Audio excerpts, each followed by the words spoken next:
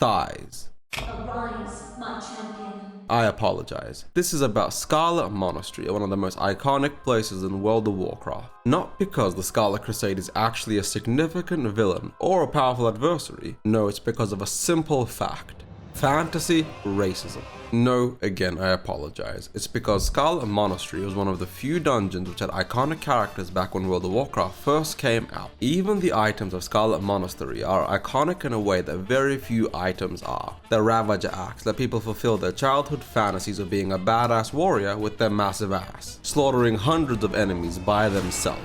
Except in reality, you just look like a really out-of-tune Beyblade. But very few people remember how exciting Herod is the first time you prepared to face him, when you cleared your way through hundreds of Crusaders, feeling like a champion, knocking down Herod's door like the Kool-Aid man, and preparing him for bodily assault, no lube, that was coming his way so you could claim his weapon, only for him to drop the helm which you already have and no shoulders or axe. Like, god damn it, don't make me run this place again. I love it only in theory, I don't actually want to be here. Yet in this case, it's the opposite, because I want to be let back in, because after grinding for hours upon hours within the depths of Scarlet Monastery to level up characters in Phase 2 for Season of Discovery, I am actually further excited about what comes next. No, Merrigan was a complete blast. The Stranglethorn Vale event, for all its ups and downs, nerfs and buffs, is phenomenal and incredibly fun. So this just makes me want to have more content and to enjoy it all. We know due to BlizzCon 2023 that Scarlet Monastery is the level up raid for Phase 3. Well, no is a strong word, but with Merrigan essentially being confirmed, SM is too. Now, the little picture reveal from BlizzCon wasn't very clear, it was just the outside of Scarlet Monastery. So does this mean that we're getting just regular SM remastered, or are we getting a whole new instance?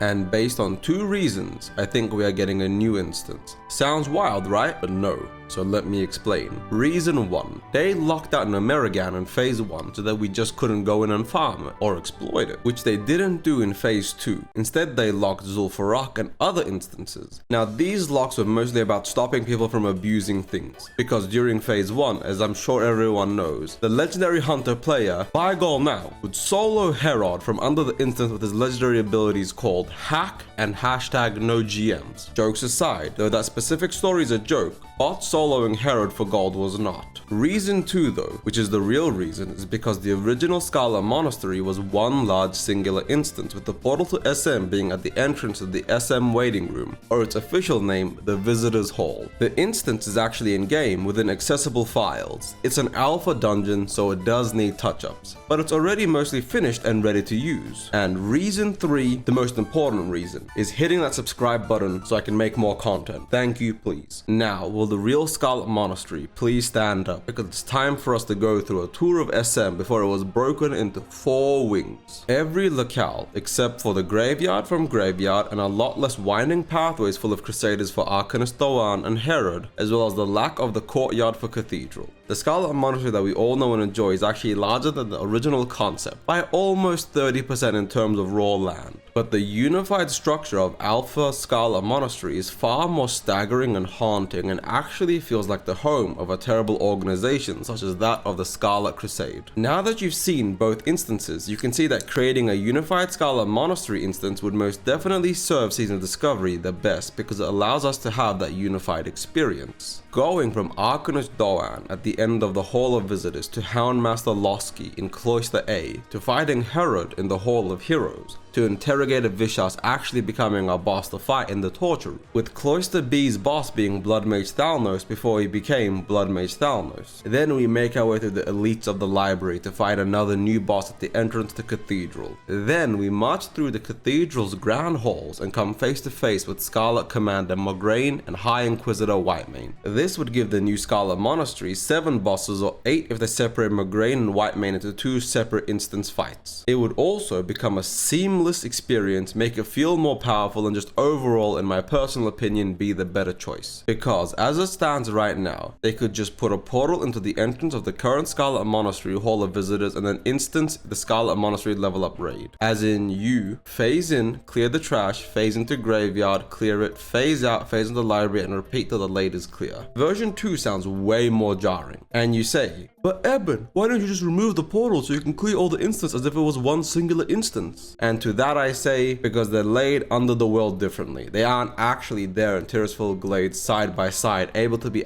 accessed if the portal was removed. Inside and underneath Scarlet Monastery, just empty and phased land. Like most MMOs and games, out of bounds content is pure fuckery. Now, they could just go with option 3, which is to create a whole new dungeon from scratch, because with Season of Discovery's massive success, they should hopefully been given a bigger team by Microsoft and Blizzard proper. But that's a really good joke, because most corporations don't just give you more resources when you do well, they just give you more work. Such is life. So, now that we've discussed the how, the what, the why, let's dive into how amazing Phase 3 will likely be. Because I know you like to spin to win, and that the Ravager proc is awesome, and the Herald's shoulders are iconic and amazing, and essentially every warrior and paladin's wet dream. Those two classes also make up 75% of the player population, and somehow there is still always a lack of goddamn tanks. Anyway, we already saw how the improved items from SM improved people's desire to farm those instances, and their gear was honestly a huge upgrade for a lot of people. But imagine, just stop to think of how amazing Ravager would be if it was a purple with a 0.5% drop rate. They gave you a second whirlwind on a 30-second cooldown and had some fat, juicy stats on it. You would think, oh my god, the perfect warrior and paladin weapon, and it'd be their prio, but you'd be wrong. It's Hunter prio. Jokes aside, Herald's shoulders as well though, being an even more iconic purple shoulder, which also lets you spin on cooldown and had more fat, juicy stats on it. Yet putting the jokes aside, and those will likely not be the on-use effect for those items, the changes to gear in Omerigan are phenomenal, the loot table is extensive, and the crafting recipes are awesome. The loot you get feels good. And we have at least another 2 months of Nomerigan before Phase 3. So if the gear in Phase 2 keeps you excited and coming back for more, just imagine Phase 3. Now, there isn't much loot from Scarlet Monastery proper, and while some of the loot is iconic, there just isn't much loot. So Blizzard will have their work cut out for them, having to conjure up 100 to 200 items similar to Nomerigan. We will be getting a whole nother epic questline for our crafting recipe, which is good personally, and that doesn't even consider the third source of gear, PvP in Phase 3. And whilst this video is about Scarlet Monastery, it's also about Phase 3, so let's dive into the most divisive part of Season of Discovery, the new PvP events and PvP itself. We got Warsong Gulch, followed by Arathi Basin, so it makes sense that they'd release Alterac Valley, right? Well, actually no, you're wrong, because Alterac Valley's minimum level is 51, so we're most likely not getting Alterac Valley, not unless they lower the level requirement. But even if we did, being stuck at level 50 with no epic mount means that Alterac Valley would be an interesting experience, and holding places would be a lot easier since reinforcements would take way too long to come by. So that's cool, it'll be fun, but like everyone else, I know you're just here for the new content, so let's get into that new PvP content. Scarlet Monastery, much like Nomerigan, is in a leveling zone, so that pushes the PvP event zone to another zone on the world map. And as I said before, I think it would be funny to make Dun Morrow a PvP zone, and the same goes for Tirisfal Glades, but it won't happen. It would have to be put into a 40 to 50 zone, one that made sense and a lot of traffic went through to justify it being. Stranglethorn Vale made perfect sense for Phase 2 since it's an active quest zone, iconic location, the trolls and the Braven is just chef's kiss. So we need something similar, and I think the best locations are Tanaris, Feralis, and the Hinterlands in Phase 3. Because personally, I think Alterac Valley being pushed to Phase 4, and Phase 3 being more Arathi Basin, but this time with more focus on Arathi Basin. And now you might ask, why not Arathi Highlands? And the reason for that is Arathi Highlands is a level 30 to 40 zone, and Phase 3 is a level 40 to 50 push. So the new zone would have to be 40 to 50, in my opinion at least. With the 3 zone options I gave, I think it might be Hinterlands instead of Feralis or Tanaris. It's not a guarantee, and my sole reason for saying that is because of, as of now, Phase 1 and Phase 2 PvP event was on the same continent as the level up raid. And 2 of the 3 zones I mentioned have a large troll presence, so perhaps it could be a continuation of lower based PvP events and content.